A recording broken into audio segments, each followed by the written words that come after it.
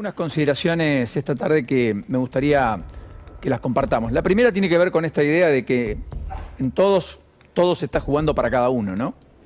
En todos, para cada uno de los actores del Frente de Todos juega para sí, no para el equipo. Eso resiente la gestión, eso resiente la coordinación entre distintas áreas, pero también entre distintos gobiernos del mismo signo político, gobierno nacional, gobierno de la provincia, sin ir más lejos. Entre, yo diría, los propios diputados o senadores que no pueden amalgamar programas comunes, proyectos comunes. De hecho, el Senado parado 5 meses estuvo. En medio de la avanzada de un sector que miran con recelo el resto, pero que acompaña porque no les queda otra, de una avanzada a la Corte por un juicio político que va a terminar en bolsillo roto y que va a ser un desperdicio de energía, de tiempo, de recursos, frente a una sociedad que, como veíamos recién y escuchábamos, siente que están en la propia y que no atienden para lo que se postularon, que es las necesidades del conjunto y del resto y de la sociedad. Y esto de todos para cada uno está describiendo también al oficialismo. Efectivamente, Kicillof está en la inminencia de sacar el decreto, hasta mañana tiene plazo. Estaba en la ciudad de Mar del Plata hasta hace un ratito hablando del tema del sistema de salud, que a propósito está en medio de una situación crítica. La advertencia de Hugo Magonza, titular del CEMIC, ha sido explícita. Dijo, hay un abandono del Estado, hay un deterioro del sistema privado y hay intentos por estatizarlo. Todo eso lo dijo el titular del CEMIC. Bueno, hoy Kicillof en Mar del Plata está hablando de estos temas que siempre sobrevolaron, que estuvieron muy expuestos en el arranque de la pandemia y que después mermaron frente a los puentes que tendió el sector privado con el Estado. Pero hubo un intento de avanzar que estuvo muy cerca de ser concretado. Y es una discusión que hay que hacer en la Argentina. Si pueden convivir los 3 sistemas públicos, o los 3 sistemas de salud, digamos, el de las obras sociales, el de las prepagas y el del Estado, propiamente dicho, con sus diferentes efectores, los municipales, provinciales o nacionales. Bueno, lo cierto es que una postal es la del kirchnerismo dentro del Frente de Todos, que tiene a Kicillof como una de las máximas expresiones, más allá de, efectivamente, la propia Cristina Fernández de Kirchner, que a propósito va a hablar el 25 de mayo, va a haber un discurso en la 9 de julio.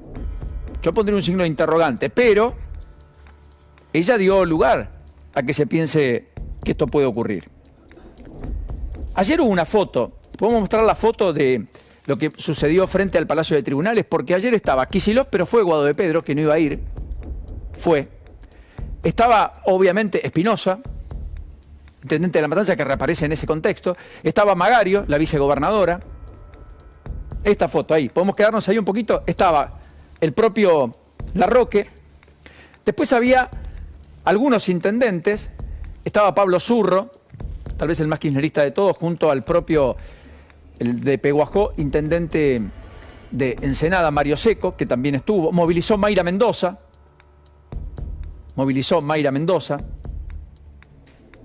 Movilizaron algunos sectores gremiales, ahí estaba Mayra, entre otros, con atrás la movilización de Quilmes, que es la que llevó un poco de color, por cierto, estas imágenes, entre otras.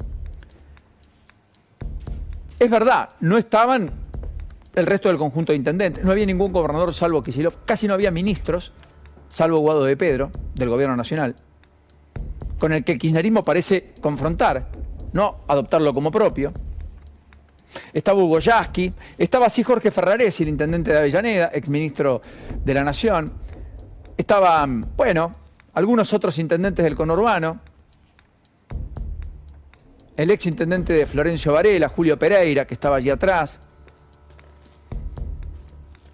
Las expresiones cercanas al kirchnerismo, como Vanessa Sirle y otros que hablaron inclusive contestatarias a la Corte. Dato curioso, 2 de los que hablaron, incluido Yasky, son integrantes de la Comisión de Juicio Político que está intentando desplazar a los miembros de la Corte con un juicio en el Congreso, lo cual habla de una irregularidad. Mara Brauer,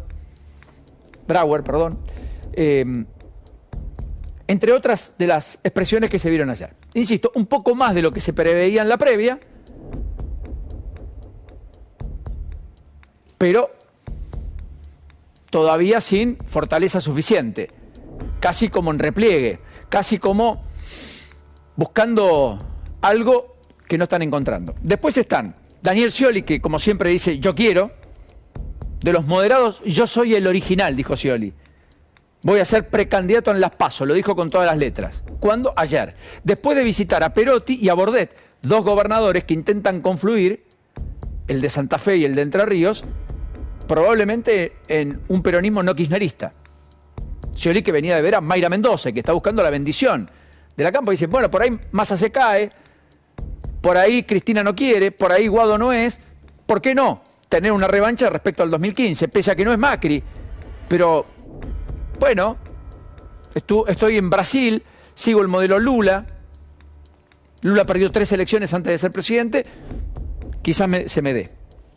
Mientras tanto aparecieron los dirigentes del Frente Renovador en este contexto, diciendo nosotros queremos también tener nuestros candidatos, y convocaron a un congreso para el 5 de mayo, donde le van a pedir al ministro de Economía armar listas propias en todos y cada uno de los distritos, incluido con un candidato a presidente, que todo el mundo supone que va a ser Massa. Ahora, Massa tiene que tener contexto también, tiene que haber un poco de plafón. Veremos cómo le va los próximos meses. Hasta aquí, este arranque del año, es muy poco venturoso para eso. Así que efectivamente, fíjense, ¿no? Bueno, Alberto, que está en el silencio y que todo hace presagiar que no va a ser de la partida. Veremos si Scioli es su recambio. Veremos en consecuencia quién lo enfrenta en esa imaginaria PASO. Capitanich había amagado, pero parece quedarse en el territorio. Mansur siempre coqueteó con la idea de una buena victoria como vicegobernador en Tucumán y salir hacia la candidatura nacional. También parece bastante apagado y bastante lejos. Tapados me parece que no hay. En algún momento dijeron Pablo González, presidente de YPF, ex vicegobernador de Santa Cruz entre el 2015 y el 2019. Rápidamente dijo, no, muchachos, no me cuenten, yo no estoy. No voy a ser de la partida. Así que efectivamente acá hay todo un misterio. Y es una rara avis que un gobierno peronista no tenga un candidato. Claro, uno podría decirse, bueno, es que la rareza es intrínseca a la conformación de este gobierno, que no ha tenido una conducción unívoca, monolítica, más bien compartimentos estancos que han dejado la gestión en el lugar en el que está. El segundo eje tiene que ver ya con otra idea, que en todo caso es la idea de Milei, porque todo el mundo sale del frente de todo y dice, bueno, y entonces, si no hay una discusión entre la oposición de Juntos y el oficialismo, ¿Milei puede terciar como tercero o puede ser segundo? Es la idea que algunos tienen, también el temor que muchos dejan traslucir. Y la verdad es que Milei es el líbero que está recalculando y observando cómo se van moviendo las piezas y tratando de juntar y tratando de no cometer errores y empezando a moderar parte de la locura que lo lleva a tener el caudal de votos contestatarios que él mismo representa y explicita, en medio de abrazar las ideas de la libertad para un país que viene de una pandemia y de la cerrazón que solo veíamos en películas y que tuvimos que vivenciar todos y cada uno con los atropellos en las libertades individuales que todos ya conocemos. O sea que hay un caldo de cultivo para. Desde lo ideológico terció la discusión, la torció. Hasta Milei los 90 eran malas palabras. Hoy los 90 reivindican o son reivindicados por algunos. Ya eso es un triunfo en términos ideológicos. Luego viene el resto. Viene la batalla que parece Milei encarnar respecto a esta decisión entre la sociedad y los privilegiados, apuntándole a la casta.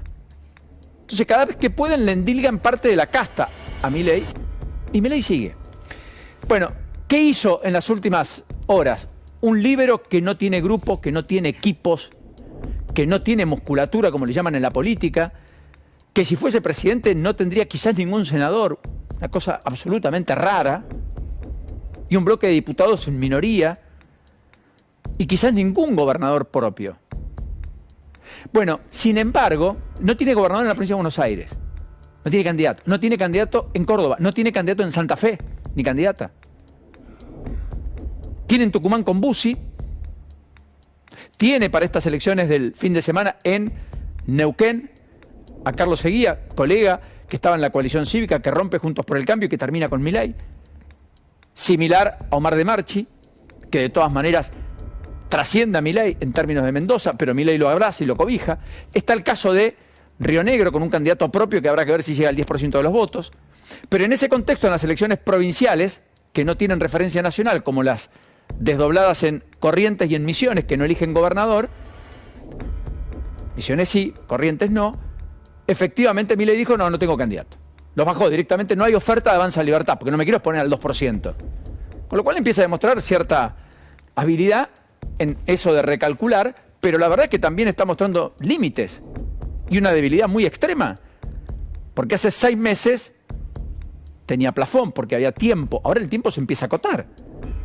Y está bien pasar la ambulancia para recolectar el ejército de heridos de otras coaliciones y eventualmente sumarlos a tu tren y finalmente depositarlos en un lugar fruto de tener un espacio que otros no tienen.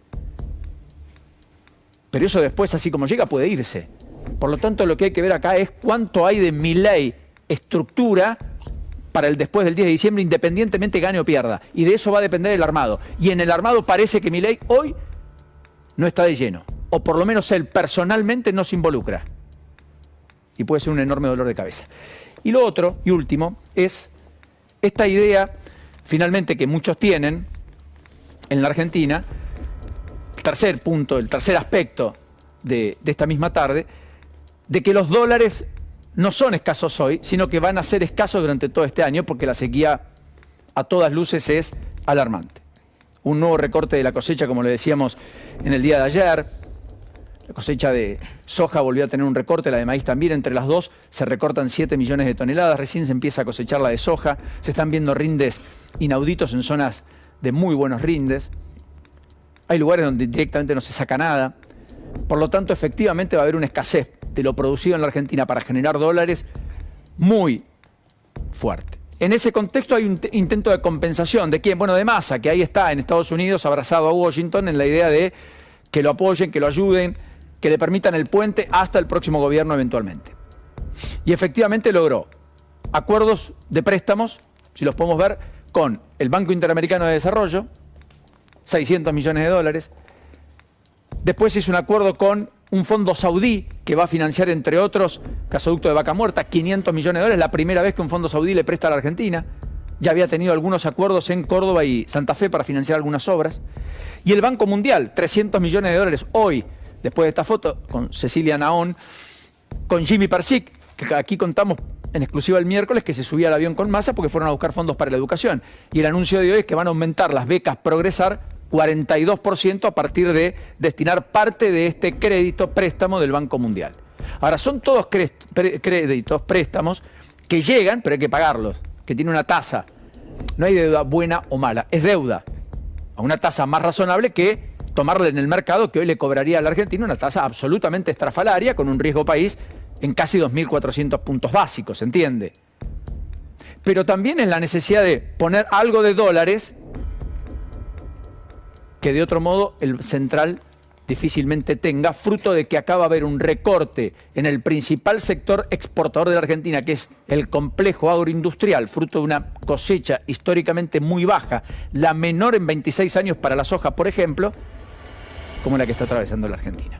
Así que la idea de un frente de todos, donde cada uno juega lo propio, de Milei el líbero que recalcula, o ir a los organismos a buscar los dólares internacionales que la Argentina por sí misma no puede crear, yo creo que está un poco invadiendo este viernes en la expectativa, naturalmente, de lo que va a ser el dato político, económico por excelencia a las 4 de la tarde, con la inflación que a todas luces, para la inmensa mayoría, va a mostrar una aceleración respecto al primer bimestre que ya había sido malo, con una tendencia además en abril que no solo no se revirtió, sino que parece haber continuado.